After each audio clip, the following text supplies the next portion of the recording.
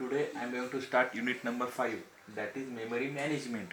Today I am going to start unit number 5, that is memory management. In memory management, first point is the introductions. Now introduction is the first point. Is in computer system there is a multiple process executing at the same time, and every process must want memory for storing with executions. म्हणजे काय सांगितलं इथं की computer सिस्टीममध्ये म्हणजेच काय कॉम्प्युटरमध्ये काय असतं, मल्टिपल प्रोसेस असतात. Multiple process, number of process असतात. त्या प्रत्येक प्रोसेसला एक्झिक्युशन करायचं असतं आणि स्टोरिंग करायचं असतं. ठीक आहे. म्हणजे जे काय प्रोसेस एंटर होतात मशीन्समध्ये त्या प्रत्येक प्रोसेसला काय असतं, एक्झिक्युशन असतं आणि त्या प्रोसेस स्टोअर पण झाल्या पाहिजे मशीन्समध्ये. त्या मशीन्समध्ये स्टोअर करण्यासाठी आणि एक्झिक्युशन करण्यासाठी आपल्याला काय कशाची गरज असते, मेमरीची गरज असते. ठीक आहे. समजलं. This is the first point. Now second thing is that it's an important functions of OS which allocates memory for process and tasks in machines. Memory management हे काय इम्पॉर्टंट फंक्शन्स आहे कोणाचं, ऑपरेटिंग सिस्टीमचं. ठीक आहे. मेमरी मॅनेजमेंट थ्रू प्रत्येक प्रोसेसला म्हणजेच प्रत्येक टास्कला काय केलं जातं, मेमरी अलोकेट केली जाते प्रॉपरली अँड सक्सेसफुली कॉम्प्युटरमध्ये.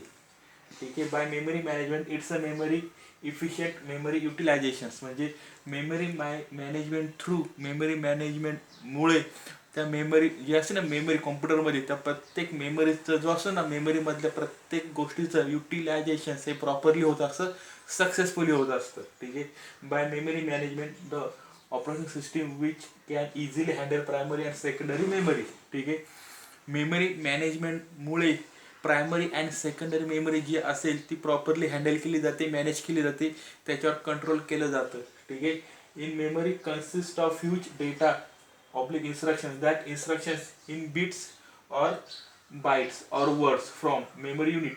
म्हणजे मेमरीमध्ये काय असतं, इन्स्ट्रक्शन असतं, ह्यूज इन्स्ट्रक्शन असतं. In the memory there is a number of instructions and data are available. That instructions that data are in a bits and bytes and words from. म्हणजे जे instruction असतात मेमरीमध्ये त्या इन्स्ट्रक्शनचं काउंटिंग, मेजरमेंट हे कशा प्रकारे केलं जातं, बिट्स आणि बाईट्स आणि वर्डच्या फॉर्ममध्ये केलं जातं. म्हणजे मेमरीमध्ये जे इन्स्ट्रक्शन असतात त्यांचं काउंटिंग, त्यांचं मेजरमेंट हे त्या इन्स्ट्रक्शनचं युनिट काय आहे, बीट किंवा बाईट्स किंवा वर्ड्स हे युनिट आहे त्याचं. ठीक आहे. जसं कसं डिस्टन्स युनिट कसं किलोमीटर आहे किंवा मीटर आहे, तसंच मेमरीमध्ये जे इन्स्ट्रक्शन असतात त्यांचं युनिट काय असतं, बीट्स असतात किंवा बाईट्स असतात किंवा वर्ड्स असतात. ठीक आहे. The CPU fetches the instructions from memory according to value of a program counter and these instructions will have memory address oblique location by memory management. म्हणजे थोडक्यात काय की सीपीयू म्हणजेच काय, प्रोसेसर हा काय करतो, इन्स्ट्रक्शन फेच करतो. इन्स्ट्रक्शन फेच करते म्हणजे थोडक्यात काय, सीपीयू इन्स्ट्रक्शन ॲक्सेस करतो, कॅच करतो, ॲक्वायर करतो कोणाकडून, मेमरीकडून. ठीक आहे. According to a value of a program counter. म्हणजे प्रोग्राम काउंटरच्या व्हॅल्यूच्या नुसार सीपीयू इन्स्ट्रक्शन्स डेटा ॲक्सेस करतो मेमरीकडून. ठीक आहे. त्याच्यानंतर ते इन्स्ट्रक्शन्स किंवा तो डेटा त्याने सीपीयूने ॲक्सेस केल्यानंतर त्या प्रत्येक इन्स्ट्रक्शनला म्हणजे त्या प्रत्येक डेटाला काय अलोकेट केलं जातं, मेमरी ॲड्रेस म्हणजे काय, मेमरी अलोकेशन त्याला केलं जातं त्या प्रत्येक डेटावर, त्या प्रत्येक इन्स्ट्रक्शन्सला बाय मेमरी मॅनेजमेंट. ठीक आहे.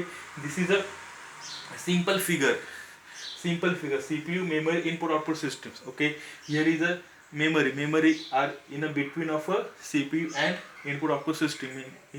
म्हणजे ह्या डायग्राम मध्ये मेमरी काय, हा सेंट्रल पार्ट आहे. Memory are always in a central part और central location, central operations between a processor, between a CPU and input output systems. Okay, and memory is a very important role play in the computer or in the machines. Okay, this is a simple introductions of a memory management. Okay, I hope all of you understands.